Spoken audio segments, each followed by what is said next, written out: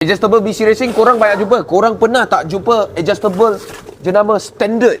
Datang lagi sebiji CT hatchback nak tukar rim dengan tayar, tetapi kali ni tambah lagi satu, iaitu adjustable. Adjustable yang dia dah pasang ini adalah jenama yang korang tak pernah dengar dekat Malaysia.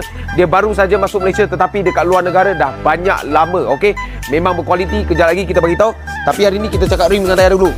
Rim AOW CE28 warna bronze. Okey, 16x7 offset 40 dengan juga tayar GT Radial SX2 205 50/16. Memang cun gila fitment, nanti kita tengok.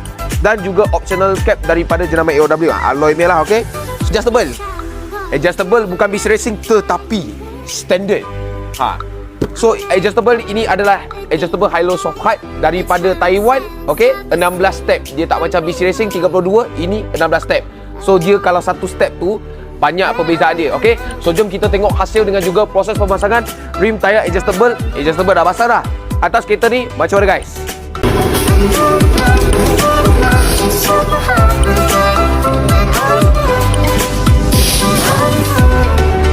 Okey guys, inilah hasil selepas City ini dipasang dengan rim CE28, tayar 205 50/16 SX2 dengan juga adjustable daripada jenama standard. Kita boleh nampak kita tolong dia buat fitment satu jari saja.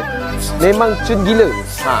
So belakang kita tambah spacer lah. Kalau tambah spacer nanti memang sangat lah. So korang boleh nampak fitment kereta ni memang dah sangat cantik. Lepas tu dah lagi cantik, nampak lagi JDM dah. Okay, so kalau korang suka video ni, tolong like, share dan komen kat bawah apa yang korang nak tengok. Macam biasa, cari One Chin. Thank you guys.